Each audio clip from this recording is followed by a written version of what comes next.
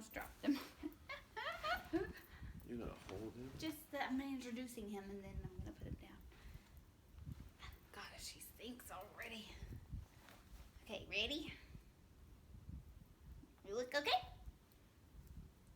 You look handsome. Okay, no, Charles, sit. No, he's not gonna sit. Okay. Maybe he'll sit if you hold him. Come here, Charles.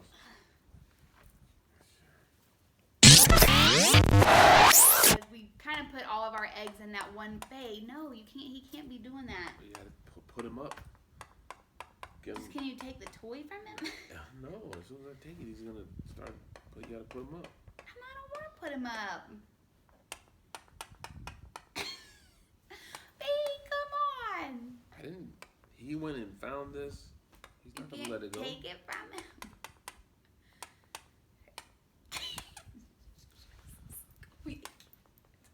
Babe, come on. Take it from him. I'm telling you what you gotta do. He's not gonna give this up. Hey YouTube family, welcome back to my channel. I know it has been a long time, but look who I have. I know you guys have seen Michael, my husband, on videos here and there, but he's never actually sat down and been on a video with us. And we also have Charlie, our newest addition to our family. We got him back in October, so we've only had him a couple months, and he's still a puppy, so he's still rambunctious. But I wanted to introduce you guys to Michael, my husband. Say hey. Hello.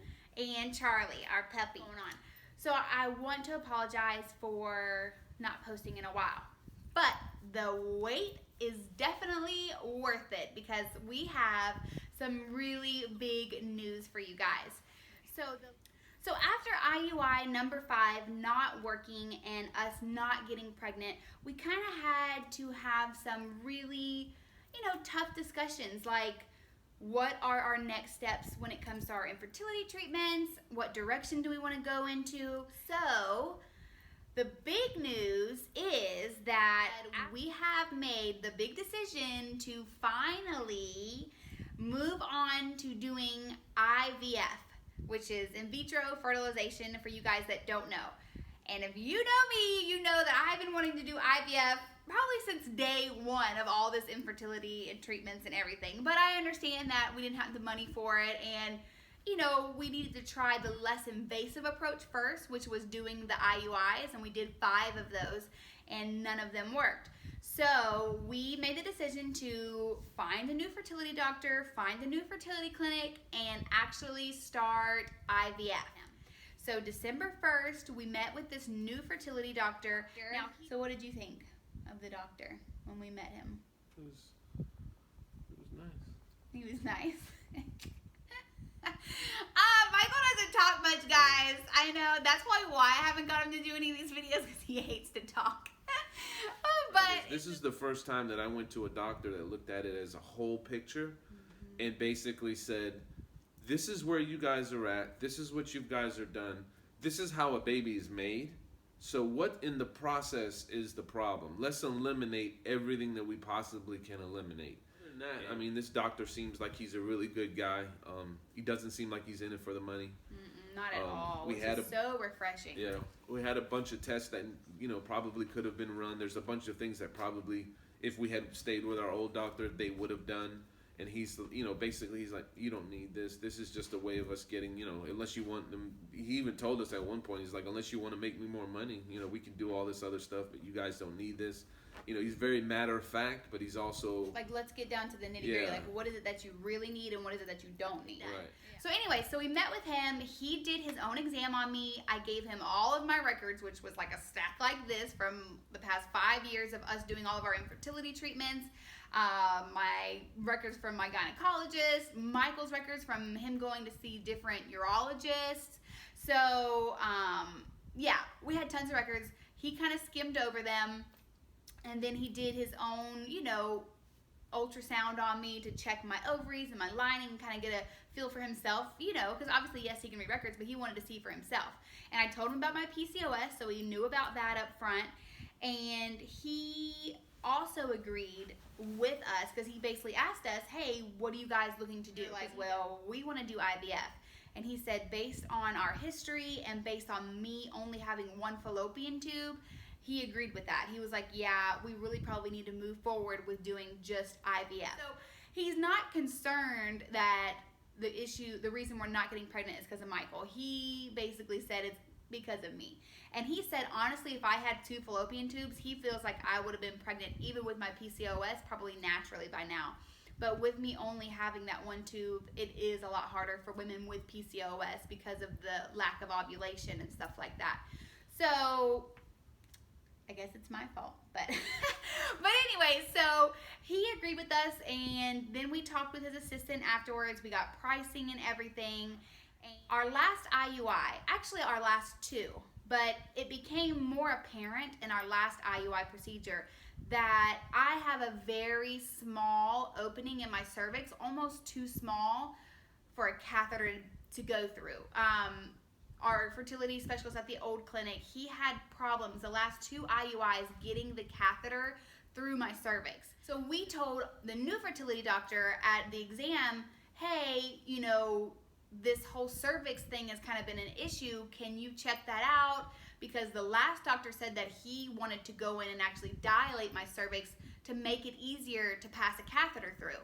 And so this doctor was like, okay, well, let me check. So basically after the exam and after we talked about the whole cervix thing and how we were concerned as to whether or not we should get the cervix dilated or not, he kind of was more leaning to the side where no, it really didn't need to be done in his opinion. But at the end of the day, like Michael said, this doctor is like, let's just eliminate every problem that can come at us before we do this IVF, just in case. You know, let's just make it as easy as possible, like Michael was saying.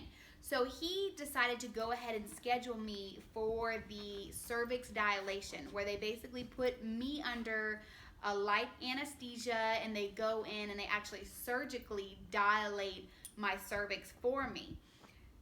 Basically, you know, opening up your cervix. That way it would just make the catheter easier to be passed through when we're doing the embryo transfer during the IVF. And while he was in there, he also wanted to take a scope and look, a camera, and look inside to make sure. While he was in there, he wanted to look at her cervix to make sure she didn't have any polyps, make sure there was nothing, you know, in the uterine wall. Because didn't see any other issues. No polyps, lining, growth, anything. He just wanted to look around. So he did. He looked around everywhere, and after the surgery, he gave us some pictures, and he said everything looked great to him. So. And he said, basically, I have no cysts on my ovaries, which, guys, fingers crossed, knock on wood, I have not had any cysts on my ovaries this year like I have in previous fertility treatments. So that is also, my weight loss has basically eliminated all the cysts on my ovaries. So how do you feel about IVF? Now that we've made this like big decision to actually do IVF, like what are your thoughts on it? I think it's time. You know, trying to think of a good way to put this. When you go into this, you got to make sure that I don't know if it's American society or it's just society in general where everything is like right now. You got to have it, you know, Amazon to the door tomorrow. You got to be able to have everything tomorrow. This process is, as much as I want it to be really, really fast, I knew that it needed to take some time. There's so many things that have happened that we've learned, that we've fixed, and that we've controlled, or whatever we've had to do to get by it. Mm-hmm. I think if we would have done IVF at the beginning, I don't know how good it would have been for both of us. And I don't think 2 years ago we could have afforded to do IVF. Like, there's been a lot of, I don't know how much she talks about what we've actually been through on the like personal side of our lives, but to get to this point, it seems like it has been a process that's been blessed along that way. And so I'm ready. I think it's the next logical step. Yeah, for sure. Because I think with the IUIs, you know, there's like when you do the IUIs, there's certain things you're not going to know. And once you've gone through enough IUIs, it's time to move to the next step. Like now we know that the egg will be fertilized. We know that the egg will be, you know, somewhat healthy. We know that everything will be, you know, it will be because it's going to be monitored the entire time. So to me. So, yes, it sucks that it's taken us 5 years to get to this point. We've been married 5 years this year, babe. 5 years is a long time to kind of finally get to this point, but, you know, it's all in God's timing, and we are just hoping and praying that this is His timing for us, and that doing IVF is in God's plan for us, you know. So, it's exciting, it's scary, I'm nervous, I'm excited, but it's a lot, guys.